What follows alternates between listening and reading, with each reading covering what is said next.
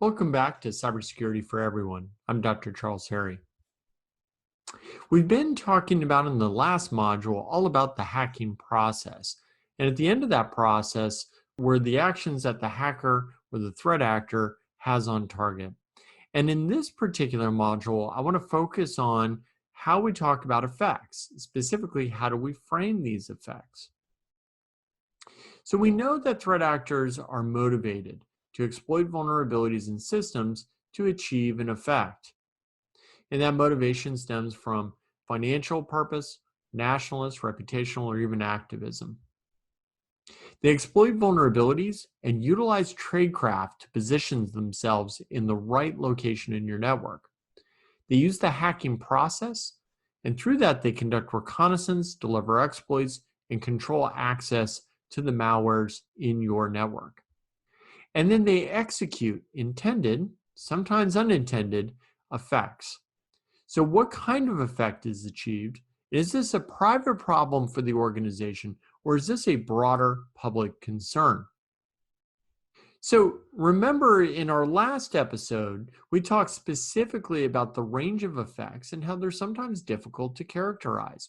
You can have effects on IT systems where there's a direct interaction between the hacker and the specific devices. They can have data stolen, or they can make devices inoperable.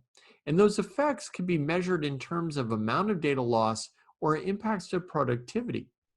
But that's not the only type of effect, because the impact on those specific devices can cascade to broader effects across the enterprise. And specifically, the devices that are impacted affect human processes, things like payroll or the ability to manufacture a product or a service. And so those human processes that support the organizational goals can also be disrupted. And those effects can be measured in terms of revenue lost, remediation costs, impacts to market capitalization, or even brand effect. And then there's the broader effects on society. So as organizations fail, they can impact other organizations or individuals. And those impacts could be physical, economic, or behavioral in nature. So what kind of effect do hackers generate? We have the entire hacking process from reconnaissance to actions on target, but those actions on target lead to this ecosystem of end effects at the IT system level, at the enterprise level, or even at society. So not all cyber attacks then generate the same type and severity of effect. Some cyber attacks are going to generate large impacts on specific targeted systems, but have no discernible effect on the enterprise's operations. Other cyber attacks might not impact many computers, but might cripple an organization's ability to function. Some might even cause profound impacts on other businesses or society at large. So the question then becomes, how can we frame and further analyze cyber effects? Well, one way to really think more broadly about this problem is to start to characterize these different effects in different groupings. And so we can use what are called primary effects, where these are the impacts on the directly targeted systems, and differentiate that from what we would call secondary effects, which are the impacts on organizational processes and capability, and further distinguish that from second order effects, where the impacts on broader society. And depending on what type of effect you're talking about, each category is going to be measured differently. So different attacks provide different effects. Defacement of a website where the content is modified, but files are quickly restored, maybe in perhaps as few as 30 minutes, really is probably not going to directly impact your ability to, let's say, manufacture tires. So the cyber attack on something like defacing a website, the effect is primarily going to have primary and localized effects on the IT systems that were attacked. But that might be completely different than ransomware being deployed on an assembly line, where devices that are controlling the manufacturing line are made completely inoperable for 72 hours. There's no manufacturing that's able to take place during that period of time. And so the cyber attack creates primary, secondary, and maybe even second order effects because other firms that are reliant on those manufactured tires, like a car manufacturer, may have difficulty meeting their own obligations. So what are some of the takeaways? Well, cyber attacks can generate a range of effects. And while some attacks only affect the targeted machines, others can create larger emergent impacts. And it's useful to categorize these effects as primary, secondary, or second order effects or impacts. In our next episode, we're going to explore primary effects. I hope to see you next time.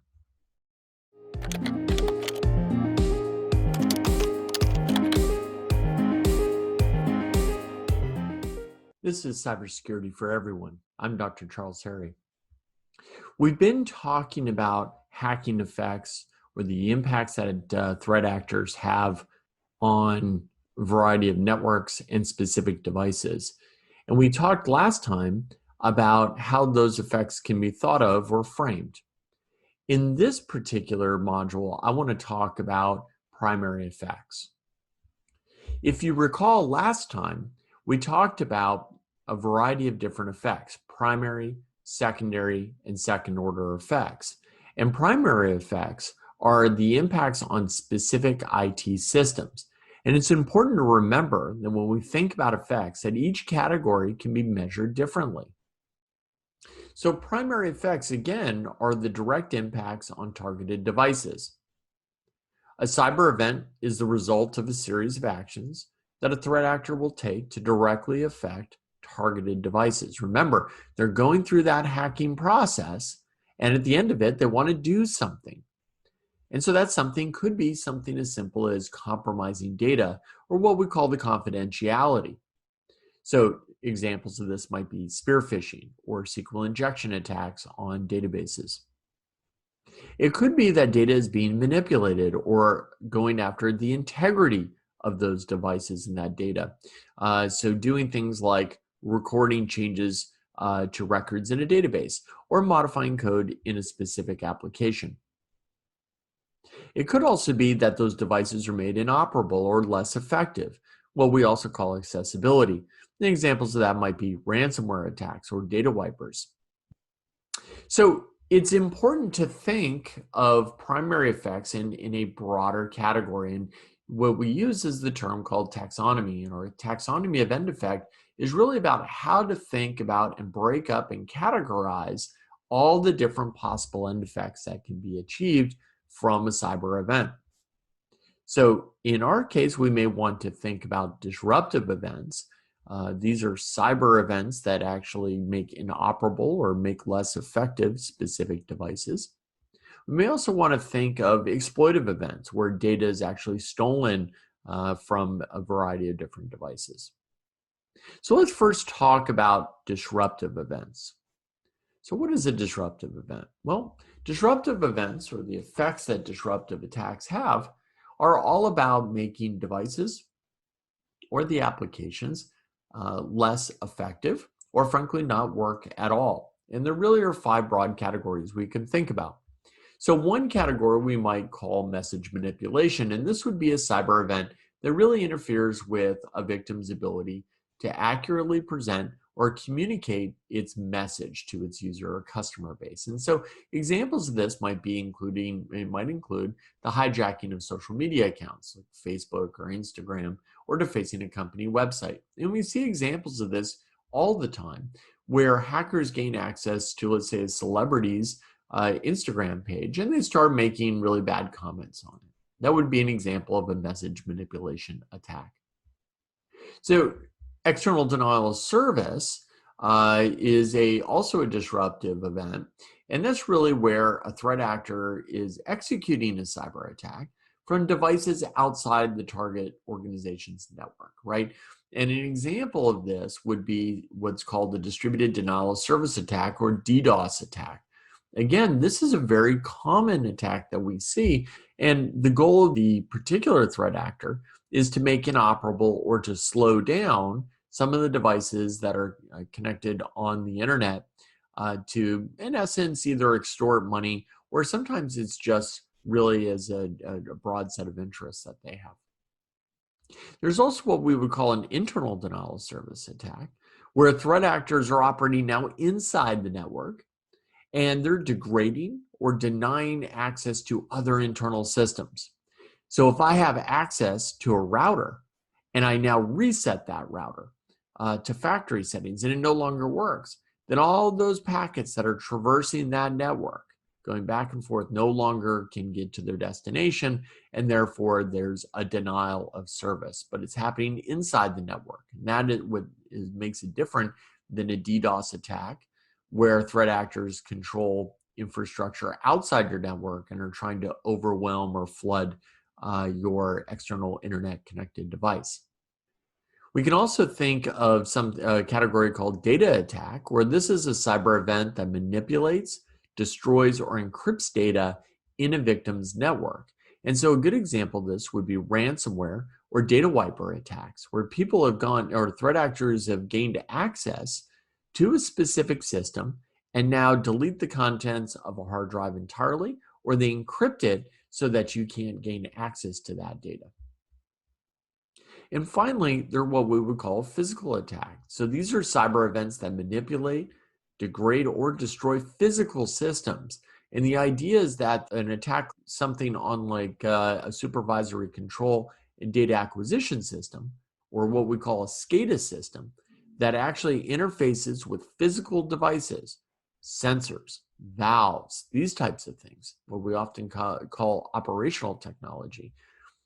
If a cyber event manipulates, degrades, or destroys the actual physical system because they turn the valve the wrong way and suddenly a lot of steam pressure builds up and it blows something up, that's what we would call a physical attack. And we've seen examples of this type of disruptive cyber event occur throughout the world. So we've seen instances in the case of Ukraine where power attacks were conducted against the electrical grid. We've also seen the same attack occur in other places of the world. So primary effects, right? They have these direct impacts on targeted devices. And we just talked about disruptive attacks, but attacks can also be exploitive in nature.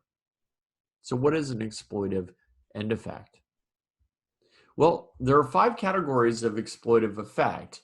And exploitation is all about taking advantage of the data on those systems. So we're not talking about disrupting the operations of the particular computer device or network. What we're talking about is stealing data.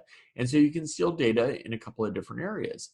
So the first is exploitation of sensor information. So these are cyber events that result in the loss of data from a peripheral device, like a credit card reader, or even an automobile or smart light bulb.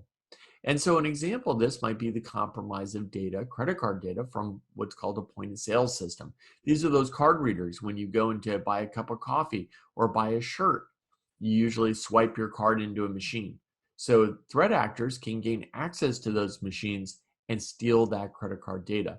And we would classify that as an exploitation of sensor end effect. Now there's also what we would call exploitation of end host. And so these are cyber events that steal data stored on a user's desktop computer, laptops, or even mobile device.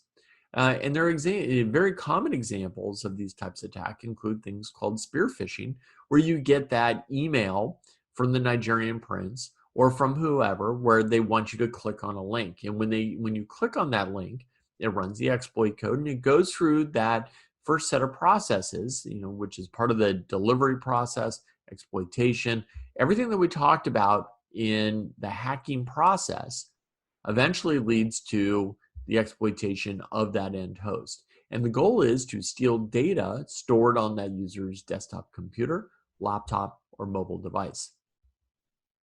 There's exploitation of network infrastructure. And in this case, the cyber event is really attempting to compromise data through direct access to the networking equipment. These include things like routers and switches and modems. And the idea is that if I gain access to that infrastructure, then I can steal data and understand more broadly how your network is configured. And so we see different types of attacks, including the ability to brute force their way into a particular piece of network equipment by doing what's called cracking of a password. So I'm able to, let's say, take an encrypted version of that password, break it, figure out and interpret what the plain text is, and actually log into that network device. So exploitive events or exploitive effects can also include things like exploitation of an application server. And this is where a cyber event basically exploits the misconfiguration or vulnerability of a particular server-side operation system or an application itself, like a database. And so an example of this would be a SQL injection attack, where a user is taking advantage of a poorly configured application, and they're in essence tricking the database and the application to spit out its contents. And we see examples of SQL injection attacks occur almost every day. And so exploitation of data in transit is our final category. And these are cyber events where data is compromised while in transit. And so if you're able to get in the middle of the movement of packets from that point of sale system, that card reader, and the database where they're stored, and you're able to read them while they're moving, that's an exploitation of data in transit. And so hopefully what you start to see here is there's lots of different ways I can either acquire information from your network, or there are ways that I can disrupt you. So hacking generates these kind of initial primary effects, which can lead to additional consequences. And so a threat actor who has their own motivations is basically engaging in the hacking process against one or many machines in your network. And when they finally get to the place they want to be, they take action on target. Right? They're actually doing something. And when they do that, they generate a cyber event. And that cyber event can be both disruptive in nature, right? So it can, fall into any one of these 5 categories. Or it can be exploitive in nature, where they're actually stealing data. And so those primary events are all generated by this kind of motivation that the threat actors have. However, those actions can also generate secondary impacts on the human processes they support, right? So not all cyber events are the same. So let me give you 2 different examples of what I mean. The first is defacement of a company website. And the second is ransomware on the assembly line in that same organization. In the first example, where they deface a website, there's some content that's modified, files are quickly restored, it only takes about 30 minutes for them to come back online. There's no impact to the manufacturing capability. And the cyber attack is really focused primarily on that one web server. And there really is no significant financial loss for the company because they haven't stopped the ability to make their product. In the second example, where ransomware is deployed on the actual assembly line on the devices that control that assembly line, the devices that are managing that assembly line are made completely inoperable for 72 hours. So right there, you see a big difference. In the first event, we only had a 30-minute disruption. Now we're talking about 72 hours.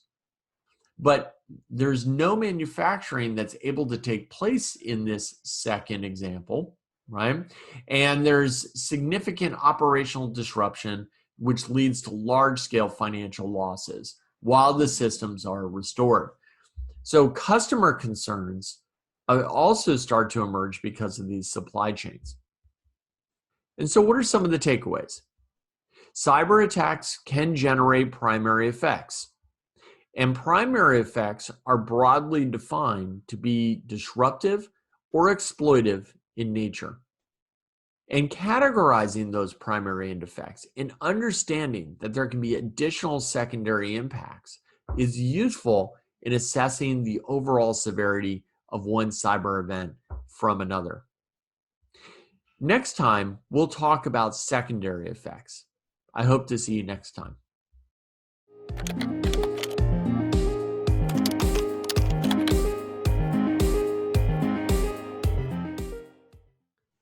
This is Cybersecurity for Everyone. I'm Dr. Charles Harry.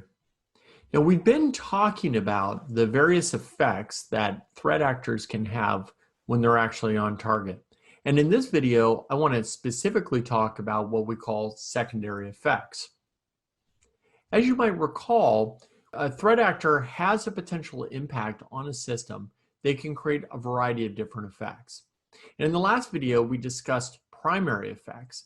And in this video, I want to specifically move and talk about secondary effects, specifically the impacts that those threat actors can have on organizational processes and the capability to that particular network. So secondary effects are all about the indirect impacts on the targeted organization.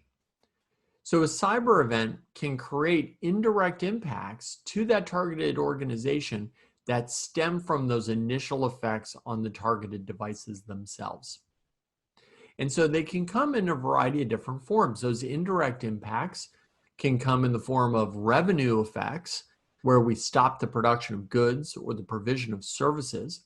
Examples might be something like the ability to create a disruption to customer orders. We could do that through, let's say, a distributed denial of service attack on your website.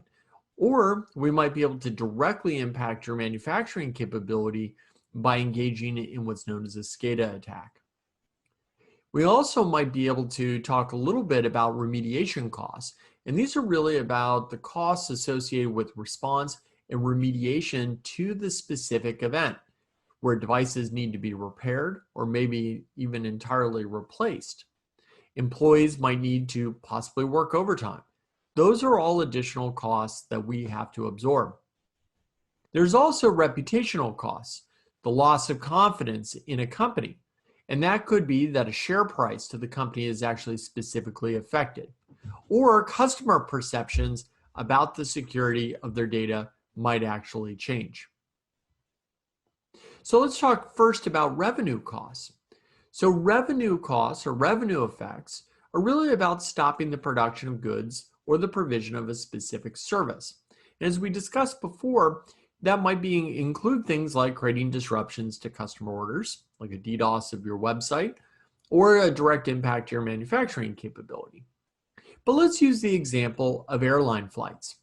So it might be that in order for an aircraft to take off, there are a couple parts of the organization that all have to work in tandem in order for an airplane to take off. There could be an operational network at the terminal that allows the ticketing agent to scan your booking receipt and allow you on the aircraft. It could also include a series of different devices and databases and applications that allow the pilot to file a flight plan. And then finally, it might also include network devices that allow aircraft to talk to not just other aircraft, but also to the tower themselves. And that allows them to take off and fly with confidence. But remember that if all three of those work, then you're able to take off or land aircraft. Remember, though, that each one of those organizational processes is underpinned by some sort of set of interconnected devices. So in this case, we just have a bunch of notional network devices denoted by X1 through X18. And the numbers themselves don't really mean anything, but it's just to remind you that underneath each one of these human processes lie technology that is interlinked. And as long as all three of those networks function properly, then the aircraft can take off and land.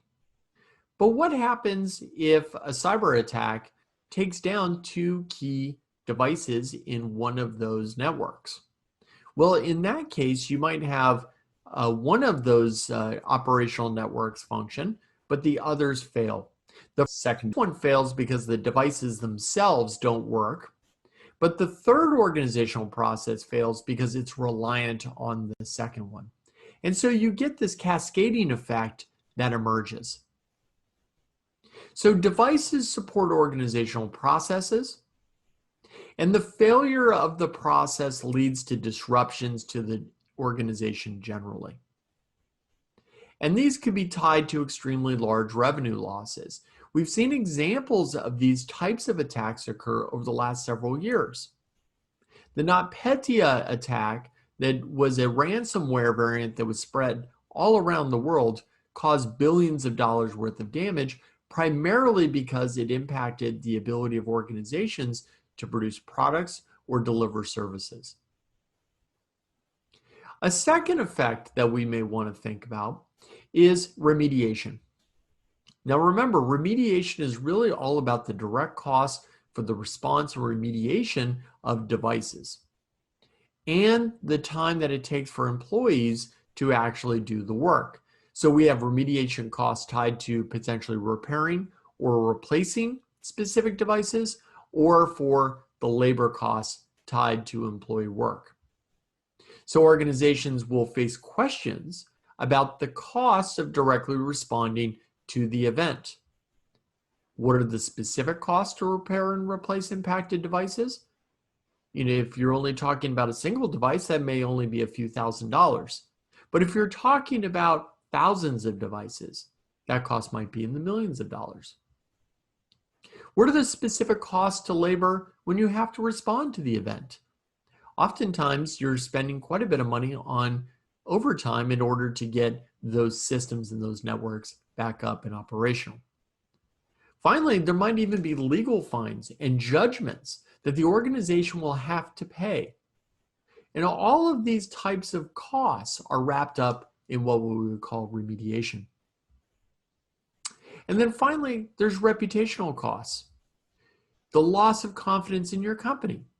And that can manifest itself either through your share price, where the company's stock is now being sold by a large number of investors, or even about customer perceptions about the security of their data or the integrity of their supply chains might start to change.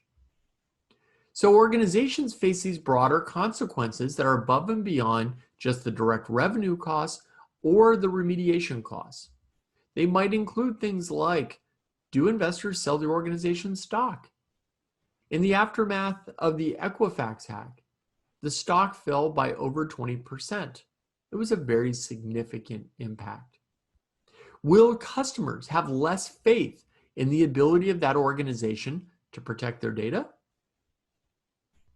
Will partners seek new relationships as they believe you are not well protected from cyber events? These are additional costs that are not directly tied to the primary effects on the devices, but emerge because the human factors, the human parts of the organization are now impacted. So they're interrelated, but they are different. So we get different attacks that can generate different effects. The defacement of a website, for instance, might have relatively minor primary effects. Some content is modified, files are quickly restored in about 30 minutes, but customers can't order products for that period of time. There might be some secondary effects, so the inability of customers to actually put their orders in might create a small disruption to revenue. And there might be some customer concerns, about the safety and security of their data, and maybe they use a competitor. So there are revenue and reputational secondary effects. If we compare that to, let's say, a different type of attack where ransomware is deployed on an assembly line, the primary effects are quite large. Devices controlling the manufacturing line are made completely inoperable for 72 hours. And there's no manufacturing that's able to take place. The secondary effects, again, can also be quite large. You now have an inability to manufacture goods for 72 hours, and there's lost revenue associated with that deficiency. It's also going to take maybe a week to clean up and install all the new equipment, so the remediation costs are really quite significant. And the overall share price might plummet because you're down for 3 days. So in this case, we have two different cyber events. One's the defacement of a website, the other is ransomware on the assembly line, and there are differences in effects. So hacking generates initial primary effects, which then lead to these additional consequences. The hacker, who remember is motivated by some sort of goal, engages in the hacking process, which leads to actions on target. That action on target creates a cyber event. And that cyber event has primary effects, which can be both disruptive or exploitive. And those primary effects then lead to secondary effects. And they can manifest themselves in the form of revenue loss, remediation costs, or reputational damage. And some cyber events can be so large against very specific and critically important institutions that they can actually create larger impacts on society. So what are some of the takeaways? Well, first of all, cyber attacks generate effects on organizations, and they derive from these initial actions of the threat actor. Secondary effects can impact revenue, remediation, or even reputation. Understanding the interplay between the primary and secondary effects is key to differentiating severity of cyber events. Remember, not all cyber events are the same. In our next episode, we'll talk specifically about the impacts on larger society. I hope to see you next time.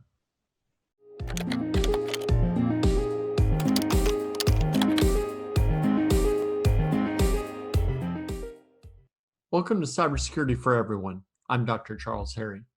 We've been talking about the various effects that threat actors can have on their target. And in this video, I want to talk about second-order effects. Second-order effects, if you recall, is one of three major categories of effects that we've been talking about. Primary effects are the impacts on specific IT systems. Secondary effects are the impacts of the organizational processes and their capability. But second-order effects are the impacts broadly on society. And so each category of effect can be measured differently. So when we talk about second-order effects, what we're really talking about are the indirect impacts on society. And so a cyber event can create significant indirect impacts on that targeted organization, causing severe disruption to a key product or service. You can imagine something like a tire producer, and the inability to produce tires leads to a cascading effect on auto manufacturers around the country. The loss of that organization's output can broadly cascade through the supply chain and through entire critical infrastructure sectors, or even lead to physical destruction. Examples of this might include electrical transmission, nuclear power plants, port facilities, even pipeline operators. So second-order effects have indirect impacts on society. They can broadly impact society in a number of different ways. They can be physical in nature, where the effect of that particular cyber event impacts directly the physical environment. So an example might be the sluice gates of a dam opening up and create flooding downstream. Or a nuclear power plant that is compromised and its containment system breached, leading to the release of nuclear material. But they can also be macroeconomic in nature, where the impact to a particular targeted organization leads to a disruption in the broader economy. So you can think of transportation networks like airports being taken down that create a larger disruption to the sector. Large manufacturers whose own disruption could lead to very, very significant disruptions in the supply chain. And finally, there can be impacts to the informational or perception of people. So kind of this informational effect, where the effect is actually measured in the belief system of people in that society.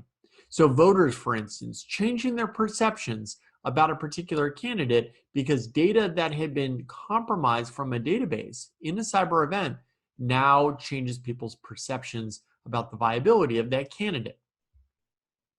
So a good example of what I mean by second-order effects might be the Ukraine power event. Back in December 2015, threat actors had compromised part of the electrical grid in the western Ukraine. A multi-month campaign by threat actors led to a compromise of both the business network and what we call the production network. The production network were all the technical systems that managed and maintained the flow of electricity in that part of the Ukraine. Over 30 substations were taken offline, with about 230,000 people left without power for 1 to 6 hours. So the effects of that particular cyber event were primary, secondary, and second order. The primary effects were the specific devices that were left inoperable. And the IT manager is the one that's going to be primarily concerned about that issue. But there were also secondary effects. The ability to distribute power is compromised, leading to revenue losses. And so enterprise leadership is going to be concerned about that. The second order effects, however, the 230,000 people left without power, public officials are now concerned because there's a broader impact on society. So remember, hacking generates initial primary effects, but can lead to additional consequences. So a threat actor engages in the hacking process, conducts actions on target, but those actions are a cyber event, and those cyber events can have multiple consequences. There's a primary effect that are either disruptive or exploitive in nature. Those lead to secondary effects, which can have impacts on revenue, remediation, or even reputation. And if it's large enough, there might even be second order effects that can impact the physical environment, the macroeconomy, or even the informational environment. So different attacks, different effects. Defacement of a website where the primary effects are primarily felt over, let's say, the course of 30 minutes, may not lead to a lot of secondary impacts. Maybe there's some customers who are a little concerned about the safety of their information. There's not really any discernible second order effects or impacts on society. But if you compare that to, let's say, a ransomware attack on an assembly line, where the primary effects are such that devices are actually down for, let's say, 72 hours, and secondary effects lead to large-scale disruption in all manufacturing, leading to large revenue losses and large, reputational impacts reflected in a share price plummet. But there are also now second-order effects where the supply chain itself is impacted. So different attacks can have different impacts. Some are primary, some are secondary, some are even second order. So the question becomes, is a cyber event a private problem or a public concern? And this is how a lot of policymakers really struggle with cybersecurity, and specifically cybersecurity incidents. How did they determine when to respond and when not to respond? So what are some of the takeaways? Well, cyber attacks generate effects on society that stem from failures in the organization itself. Second order effects can generate impacts that are physical in nature, macroeconomic, or informational. Understanding how different cyber events can lead to a range of primary, secondary, and second order effects allows us to determine if a cyber event is a private problem or a public concern.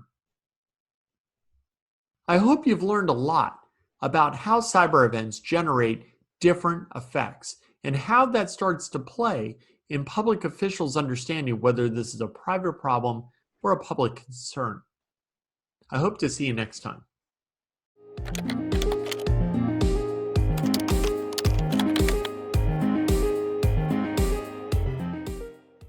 Welcome back to Cybersecurity for Everyone. I'm Dr. Charles Harry.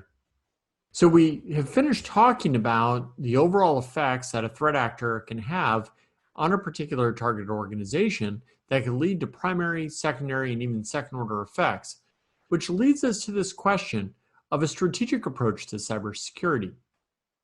Is a cyber event, or when does a cyber event become not just a private problem, but a public concern? So cybersecurity can be seen as a strategic concern.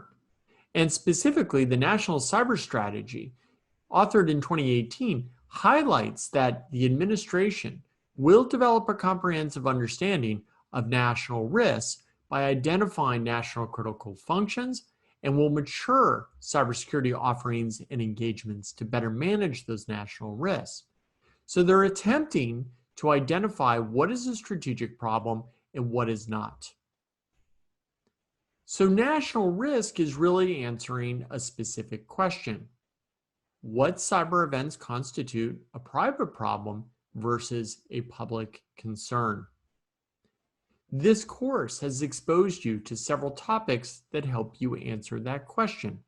For example, how did the history of the internet open up security challenges? How does the global telecommunications infrastructure work?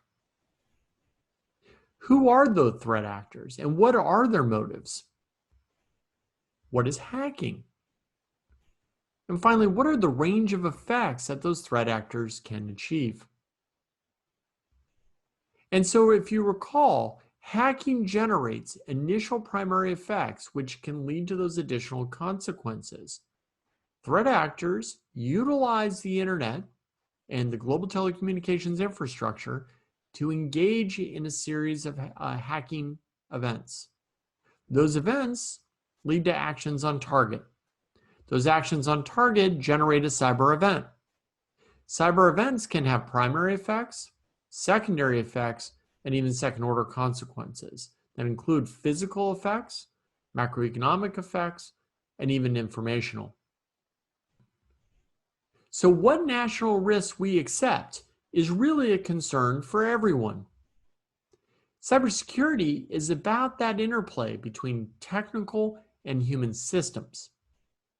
How technology is leveraged by organizations or even countries opens up the potential for strategic harm.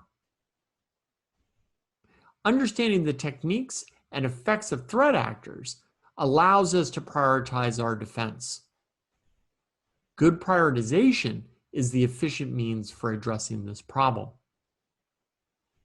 So what are some of the takeaways that I hope that you've gotten out of this course?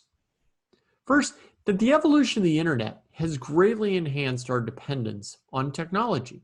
Think about how you use technology in your own life and think about how maybe that was the case or not the case 30 years ago. The global telecommunications infrastructure is both complex and vulnerable to a range of threats. Threat actors leverage their skill and resources to attack organizations through their underlying technical and human systems. The process of hacking is a deliberate and calculated approach to achieving the threat actor's goals. And finally, the range of effects that can occur in a cyber event help determine if this is in fact a private problem or a public concern. I hope that you've gotten a lot out of this course and really started to think about this complex interplay between human and technical systems. Until next time, this is Charles Harry. Goodbye.